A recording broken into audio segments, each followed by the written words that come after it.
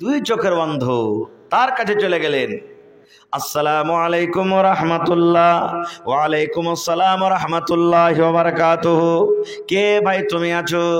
কেমন আছো ভাই বলো? সে অন্ধ লোক বলছে, আরে আল্লাহর বান্দা তুমি কি আমার কাছে এসেছো রে? তোমাকে আমি দেখতে পাই না। কেমন তুমি? তোমাকে আমি দুই চোখে দেখতে পাই না। আপনারা জানেন একটা বক্তা আছেন উত্তর দিনাজপুরে, মাওলানা আব্দুল কাদের সাহেব নাবিনা। শুনেছেন ওয়াজ কোনোদিন? জি, আমার মৌলানা কত ওয়াজ করেছেন তার সাথে। আপনারা দেখেছেন কোনোদিন? দুই চোখের অন্ধ আব্দুল কাদের নাবিনা। একদিন কিশনগঞ্জে আমি আছি, উনি আছেন, কথা বলতে বলতে ওয়াজ করেছেন। ওয়াজ করতে করতে বলছে, ভাই রে, জীবনে আল্লাহ তাবারাক ওয়া তাআলার দরবারে আমি একদিন কাঁদেছি রে ভাই, এরকম কান্দন আমি জীবনে কিন্তু কোনোদিন কান্দিনি। আমি তাকে নানা বলি। বলছে, নানা কখন কাঁদেছিলেন বলেন তো? বলছে, ভাই রে, যেদিন আমার কলেজার টুকরা মেয়ের বিয়ে হয়, আমার মেয়ে যখন আমাকে কথা বলেন, আব্বা দোয়া দাও, আমি চললাম শ্বশুরের বাড়ি, আমি চলে গেলাম, তুমি একটু আমাকে দোয়া দাও। সেই দিন ভাই বেটির কথা শুনে আমার মন খানি এত কেঁদেছিল। রব্বুল আলামিন, আমার মেয়েটা এখন নতুন শাড়ি পরে কেমন লাগে, মেকআপ করে আছে, আমার মেয়েটাকে কেমন লাগে। আল্লাহ যদি এক সেকেন্ড, এক মিনিটের জন্য যদি তুমি আমার চোখ কান খুলে দিতে, আজ আমার জামাইটাকে দেখতাম। আজকে আমার মেয়ে বালিকা হয়ে গেছে, বড় হয়ে গেছে, আজকে নতুন বউ হয়ে শ্বশুর বাড়িতে চলে যাবে, জীবনের মতো একটা বার আমি তাকে দেখতাম। কিন্তু হায়রে আফসোস, আমি ভেতরে ভেতরে এত কানলাম রে ভাই। সেই দিন আমি জীবনের মতো সেই দিন আমি কোনোদিন আর কান্দিনি, এত কান্দন কেঁদেছি। তো চোখ যার নাই ভাই, দেখেন ওই লোকটার অবস্থা কি। তো বলছে, ভাই আল্লাহ তাবারাক ওয়া তাআলা আমাকে সব দিয়েছেন, আমার কাছে কোনো জিনিসের কমি নাই। আমার কাছে আমার মা আছে, আমার বাবা আছে, আমার ছেলে আছে, আমার মেয়ে আছে, সব আছে রে ভাই। কি তুমি অপরিচিত লোক আমার কাছে এসেছো? আমি দুই চোখের অন্ধ, তোমাকে দেখতে পাই না। আমার মা কেমন আমি দেখতে পাই না, আমার আব্বা কেমন আমি দেখতে পাই না, আমার ছেলে মেয়ে স্ত্রী কেমন দেখতে পাই না, আকাশের রং কেমন দেখতে পাই না, সূর্যটা কেমন আছে দেখতে পাই না, জমিন কেমন আছে দেখতে পাই না। ভাই সব কিছু আমি আল্লাহ রাব্বুল আলামিনের দেওয়া পেয়েছি, কিন্তু আমার চোখ অন্ধ, আমি কিছু চোখে দেখতে পাই না। হযরত জিবরিল ফেরেশতা তার চোখে এরকম ভাবে আল্লাহর নাম নিয়ে বিসমিল্লাহ বলে এরকম করে হাতটা ফিরিয়ে দিলেন। যেমনই হাত ফিরিয়ে দেওয়া সঙ্গে সঙ্গে তার চোখটা ভালো হয়ে গেল, সঙ্গে সঙ্গে তার চোখের ভিতরে জ্যোতি এসে গেল। লোকটা খুশি হবে না বেচার? খুশি। বলছে, ভাই চোখটা তোমার ভালো হয়ে গেল, কোন মাল তুমি পছন্দ করো, চাহো তো আমার কাছে তোমাকে দিব। বলছে, মালও দিবে না তো? হ্যাঁ। বলছে, ভাই তাহলে তুমি এক কাজ করো, একটা গাভীন বকরি আমাকে দিয়ে দাও, তুমি যাও একটা বকরি দিয়ে দাও, যে বকরির বাচ্চা হবো হ্যাঁ, যে 2-4 দিনে বাচ্চা হবে, এরকম তুমি আমাকে একটা বকরি দিয়ে দাও। বকরি দিয়ে দিলেন। দোয়া করে দিলেন জিবরিল ফেরেশতা, ও আল্লাহর বান্দা, যাও যাও যাও, তোমার জন্য আমি আল্লাহর দরবারে দোয়া করলাম, আল্লাহ যেন তোমার মালে বরকত দেয়, আল্লাহ যেন তোমার ছাগলে বরকত দেয়, আল্লাহ যেন তোমার বাড়িতে বরকত দেয়, আল্লাহ যেন তোমার জমি জায়গাতে বরকত দেয়, আল্লাহ যেন তোমার টাকাতে বরকত দেয়, বকরিতে বরকত দেয়। যাও যাও যাও, তোমার জন্য আমি দোয়া করে দিলাম। তাহলে প্রথম লোকটাকে, যার শরীরে কুড়ির বেমার ছিল, তাকে কি দিয়েছিল? উট। দ্বিতীয় নম্বর, যার মাথাতে চুল ছিল না, তাকে কি দিয়েছিল? তৃতীয় নম্বর, দুই চোখের অন্ধ, তাকে কি দিয়েছিল? দোয়া করে দিলেন। আজ আপনি দান করবেন, আমি দোয়া করব, কবুল হইতেও পারে নাও পারে, 50-50, কিন্তু আল্লাহর ফেরেশতারা যার জন্য দোয়া করেছেন, দোয়া কবুল হয়ে যাবেন। এত আল্লাহ মাল দিলেন, সুবহানাল্লাহ, 3 জন, এত আমির যে বলার শেষ নাই। কিছু সময় যখন কেটে গেল, আল্লাহ তাবারাক ওয়া তাআলার পরীক্ষা দেখেন। এই যে আমি বলছিলাম যে আল্লাহ কাউকে মাল দিয়ে পরীক্ষা করে, কাউকে না দিয়ে পড়ে। আর আল্লাহর কোরআন বলছেন, মাল দিয়েছি আমার রাহে, তুই আদায় করে, দান করে শুকরিয়া আদায় কর, আমি আল্লাহ আরো বেশি দেব। কিছুদিন পর আল্লাহ আবার ওই ফেরেশতা জিবরিল আমিনকে ডাক দিয়ে বলছেন, রে জিবরিল আমিন, আমি আল্লাহ রাব্বুল আলামিন তোমাকে আদেশ করি, ওই তিনজন আমার বান্দা যার শরীরে কুড়ির বেমার ছিল, লোক তাকে জিজ্ঞাসা করছিল না, পাঞ্জরে গল্প করছিল না, কথা বলছিল না, তার তুমি অসুখটাকে ভালো করেছো, তাকে একটা গাভীন উটনি দান করেছিলে, মালের তার কাছে আজকে কোনো কমি নাই। 2 নম্বর যাকে তুমি গাভী দান করেছো, 3 নম্বরে যাকে বকরি দান করেছো, যাও যাও যাও একটু তুমি পরীক্ষা করে এসো। ওই আমার বান্দারা আমাকে স্মরণে রেখেছে কিংবা ভুলে গেছি, আমার নিয়ামতের শুকরিয়া আদায় করছে কিংবা আমার নিয়ামতের না শুকরিয়া করছে, যাও যাও একটু তুমি পরীক্ষাটা করে এসো। আবার জিবরিল ফেরেশতা মানুষের রূপে চলে এলেন, সর্বপ্রথম কার কাছে? যাকে উট দান করেছিলেন, তার বাড়ি চলে গেলেন। বাড়িতে যাওয়ার পর বলছেন, ভাই কেমন আছেন? আছি আলহামদুলিল্লাহ ভালো। কি খবর কহান? এখন দেখবেন বেশিরভাগই মালদার ধনী লোক যারা আছেন, কোন মৌলভী সাহেবকে দেখতে গেলে চেক হাতে করে এসেছে, মাথায় টুপি দাঁড়িয়ে আছে, মাদ্রাসার কালেকশন এসেছে, ওর মন ভারী হয় কি হয় না? বেশিরভাগই দেখবেন। জি না, আল্লাহ দিয়েছে বলে মাল আছে, মাল গাড়ির চাক্কায় আছে, কেল্লাও থাকতে পারে, এই জন্য খবরদার এরকম মন ভারী করবেন না। খুব দেখেন, বুখারী শরীফের হাদিস কোনো গল্প কিস্সা কাহিনী নয়, হাদিসের কথা বলছি। এবার জিবরিল ফেরেশতা চলে এলেন, পাঞ্জরে বসলেন। কি খবর? এবার জিবরিল ফেরেশতা বলেন, ও ধনী লোক, ধনী ভাই শুনেলেন, আমি কলকাতা থেকে আসছি, কাঠিয়ার আস্তে আস্তে আমার টাকা শেষ হয়েছে, আমি দিল্লি যাব, এখন আমার 3000 টাকার দরকার আছে ভাই, আমার পকেটে টাকা নাই, একটাও টাকা নেই আমার পকেটে।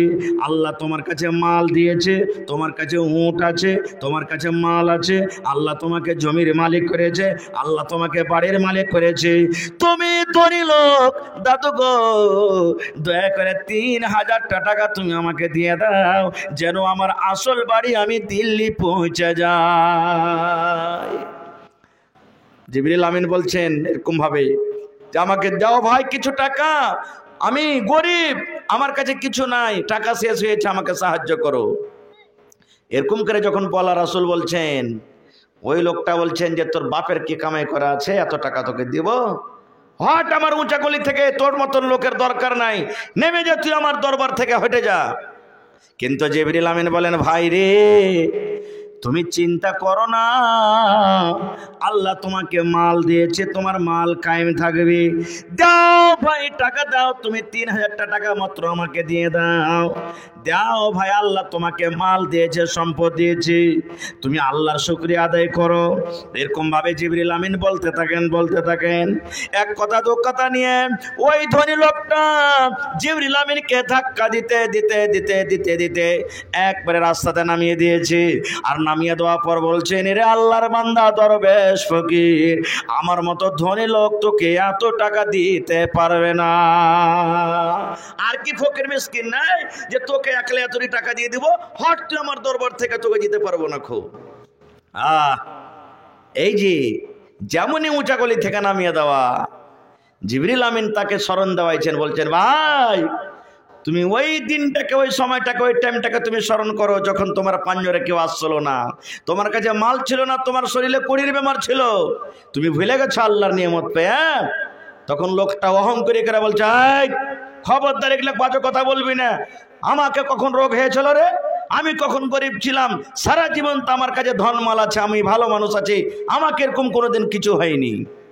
যখন ধাক্কা দিয়ে উঁচা গলি থেকে নামিয়ে দিলেন, জিবরিল আমিন আল্লাহর দরবারে দুহাত তুলে দিলেন, আল্লাহকে বলছেন, রব্বুল আলামিন তোমার এই নাফরমান গুনাহগার বান্দা, পাপী বান্দা, আল্লাহ তোমাকে বলে ভুলেছি, তোমার মাল পেয়ে ভুলেছে, আল্লাহ জি তাকে তুমি অমনি করে দাও যেমন লোকটা আগেকার টাইমে, আগেকার সমাতে ছিল, ওরকম রোগে বেমারিতে আক্রান্ত করে দাও, যেমন তার কাছে যেটা রোগ ছিল, ওরকম দরিদ্র গরিব করে দাও যেমন সে আগে গরিব ছিল। ওরে সুবহানাল্লাহ, যেমন দোয়া করলেন আল্লাহ রাব্বুল আলামিন সঙ্গে সঙ্গে সঙ্গে তার দোয়াটাকে কবুল করে নিলেন। হঠাৎ করে একদিক থেকে খবর আসছে, ও মালিক তোমার অমুক জায়গাতে 10টা উট মারা গেছে, ও মালিক তোমার অমুক জায়গাতে 5টা রাখাল মারা গেছে, ও মালিক তোমার অমুক জায়গাতে 15টা উট মারা গেছে। শরীরে আস্তে আস্তে আবার রোগ হতে শুরু হলো। এই করে করে দয়ার নবী বলেছেন আস্তে আস্তে আস্তে আস্তে করে গোটা শরীরে তার রোগ ফুটে গেল এবং আগে সে যেমন গরিব ছিল ওরকম ভাবে সে গরিব হয়ে গেল। 2 নম্বরে চলে গেলেন যাকে গাভী দান করেছিলেন, তাকে এরকম ভাবে কথা বলছেন, ভাই আমি নেপাল থেকে আসছি, কলকাতা যাব, 1000টা টাকার দরকার আছে ভাই, 1000টা টাকা দেন তো আমাকে। ওই আগেকার মতো নিয়ে উত্তর দিচ্ছে, তুই কি একলে আছিস রে বেটা যে তোকে 1000 টাকা দিব? আমার বাড়িতে দিনে তোর মতন 10টা করে আসছে, সবাইকে যদি 1000 টাকা করে আমি দিই তাহলে আমার কত বাজবে? হট আমার দরজা থেকে হট, তোর মতন ফকিরের দরকার নাই। ওকে ধাক্কা দিয়ে নামিয়ে দিলেন। দোয়া করে দিলেন রব্বুল আলামিন, এই তোমার বান্দা তোমাকে ভুলে গেছে, তোমার নিয়ামত পেলে ভুলে গেছে। রব্বুল আলামিন এই লোকটাকে তুমি অমনি করে দাও যেমন লোকটা আগেকার টাইমে আগেকার সমাজে ছিল। ওরে সুবহানাল্লাহ, হঠাৎ করে খবর আসছে, মালিক ওই গাড্ডাতে পড়ে তোমার 10টা গরু মারা গেছে, অমুক রাখাল মারা গেছে, অমুক বিল্ডিং ধসে গেল, অমুক জায়গাতে তোমার ক্ষতি হয়ে গেল, মাথা থেকে আস্তে আস্তে চুল শেষ হয়ে গেল। এই করতে করতে দয়ার নবী বলেছেন আল্লাহর নাশকরি করার কারণে সমস্ত মাল তার ধ্বংস হয়ে গেল। 3 নম্বরে বাঁচলো কে? জোরে বলেন। অন্ধ লোক বাঁচলো। তার কাছে চলে গেলেন। অন্ধ লোকটা মনে হয় নাকি চিনে নিয়েছে, তাকে এরকম মনে হয়েছে। তাকে বসতে দিলেন, ভাই বসেন বসেন বসেন। আচ্ছা বসেন তো আপনি। জিবরিল আমিন বলছেন, ও তো জানে না যে এটা জিবরিল ফেরেশতা। বলছে ভাই একটু আমার দরকার ছিল। আরে পরে দরকার হবে, আরে বসেন, আগে শরবত খান, ঠান্ডা খান। এই যুগে যেমন আমরা কুটুমকে ঠান্ডা দিই, আরে বসেন পানি খান তারপরে তখন যাবেন। বলছেন না, মানে ফেরেশতারা তো কোনোদিন খানা পিনা খায় না, আমাদের মতন ফেরেশতারা কোনোদিন খানা খায় না। তো ও তো জানে না যে এটা ফেরেশতা। বলছে আরে বসেন না, যা দরকার আছে পরে হবে, কিন্তু আপনি বসেন। যখন খুব রিকোয়েস্ট করতে লাগলেন যে না ভাই আমি বসবো না, আমার খুব তাড়াহুড়ো আছে, তখন অন্ধ লোকটা বলছেন কি হয়েছে ভাই বলেন তো। ওরে সুবহানাল্লাহ, এবার এই ফেরেশতা বলছেন, এরে আল্লাহর বান্দা আমি গরিব মানুষ, আমার কাছে টাকা নাই পয়সা নাই ভাই রে, আমার পেটে ক্ষুধা লেগেছে, আমার ছেলে মেয়েরাকে হয়তো বাড়িতে খাবার লাগবে, আল্লাহ তোমাকে মাল দিয়েছে, সম্পদ দিয়েছে, দয়া করে তুমি একটা বকরি গেল আমাকে দিয়ে দাও, একটা তুমি ছাগল দিয়ে দাও, ওই ছাগলটা আমি বাজারে বিক্রি করব, আর বিক্রি করে আমার ছেলে মেয়েদের জন্য আমি রোজি রুটি নিয়ে যাব।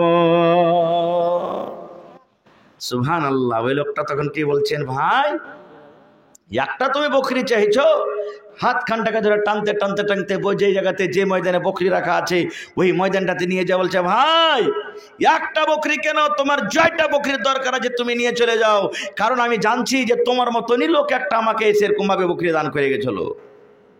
ওরে সুবহানাল্লাহ। যখন এই কথাটা বলা, এবার জিবরিল আমিন নিজের পরিচয় দিচ্ছেন, এরে আল্লাহর বান্দা তোমার বকরি নিতে আমি আসিনি রে, তোমার ছাগল নিতে আসিনি। আল্লাহ রাব্বুল আলামিনের তরফ থেকে তোমাদের 3 জনকে পরীক্ষা করা হয়েছিল, 3 জনের মধ্যে 2 জন বন্ধু তারা ফেল করেছে, পাস করতে পারেনি, তুমি পাস হয়েছো। আল্লাহর নিয়ামত পেয়ে তুমি আল্লাহকে ভুলে যাওনি, আল্লাহকে স্মরণ রেখেছো। যাও যাও যাও, আমি আল্লাহ তাবারাক ওয়া তাআলা তোমার জন্য দোয়া করি আল্লাহর দরবারে, আল্লাহ যেন তোমার এই মালটাকে আরো বাড়াইয়া দেয়। তাই আল্লাহ তাবারাক ওয়া তাআলা বলেন, বান্দারে লাইন শাকারতুম লাযিদান্নাকুম, বান্দা যদি আমার রাহে তুমি খরচ করো, লাযিদান্নাকুম আমি আল্লাহ আরো দেব, ওয়ালাইন কাফারতুম আর যদি আমার নিয়ামত পেয়ে তুমি না শুকরি করো, ইন্না আযাবি লাশাদীদ আমি আল্লাহ আমার আযাব কিন্তু শক্ত হবে। যেমন দেখো আগেকার 2 জন মাল পে আল্লাহর শুকরিয়া আদায় করলো না, আল্লাহ তারাকে ধ্বংস বরবাদ করে দিলেন। যে মাল আমার কাছে আছে এই মাল আমার আপনার, বলেন তো আমার, জি না, যেই মাল আপনার কাছে আছে এই মাল হলো আপনার ওয়ারিসের ছেলে মেয়ের মাল। এখনই শ্বাসটা যদি বন্ধ হয়ে যায় আপনি ফেলে সব চলে যাবেন, এই মাল আপনার সব পড়ে থাকবে, ভাগযোগ করবে কে? ছেলে মেয়েরা। বাদশাহ সেকান্দরের নাম শুনেছেন আপনারা? সেকান্দর বাদশার নাম শুনেছেন? গোটা দুনিয়ার বাদশাহ ছিলেন। মারা যখন যাবে তখন বেটারাকে ডেকে নসিহত করছেন, বেটারে আমি যখন মরে যাব রে বেটা, দয়া করে বেটারে তোমরা একটা কাজ করি রে বেটা। কি আব্বাজি? বলছে বেটারে যখন আমাকে কাফন পরি আমাকে নিয়ে যাবে খাটলিতে করে, আমার দুইখানা হাত তোমরা দয়া করে এরকম ভাবে লটকে রাখিও, কাফনের ভিতরে রাখিও না, দুখানটা হাত এরকম ভাবে লটকে রাখিও। এবার বেটারা বলছে আব্বা আপনি তো একটা রাজা বাদশাহ মানুষ, আপনার হাত খানটাকে বাইরে রাখবো মানে? এবার বাদশাহ সেকান্দর বলছেন বেটারে আমি এত বড় বাদশাহ, দুনিয়ার বাদশাহ, এই জন্য আমার হাতটাকে তোমরা লটকে রাখবে রে বেটা, যেন লোকেরা দেখে, দুনিয়ার মানুষেরা যেন আমার দিকে তাকাইয়া দেখে সেকান্দর এত বড় বাদশাহ, মরার টাইমে মরার পর এখানটা রুমাল পর্যন্ত হাতে নিয়ে গেল না, সব দুনিয়াতে ছেড়ে গেল, তার হাতে মাল টাকা কিছু নাই, খালি হাতে দুনিয়া থেকে চলে গেল, তার হাতে কোনো টাকা পয়সা সাথে করে নিয়ে গেল না। সুবহানাল্লাহ। ভাই আমার, তবে আল্লাহ তাবারাক ওয়া তাআলা যে মাল দিয়েছেন এই মালের শুকরিয়া আদায় করতে হবে। আল্লাহ রাব্বুল আলামিন যে দৌলত দিয়েছেন এই দৌলতের শুকরিয়া আদায় করতে হবে। ভাই আমার, আল্লাহ তাবারাক ওয়া তাআলা মাল মানুষকে মেলাই প্রকারের দেয়।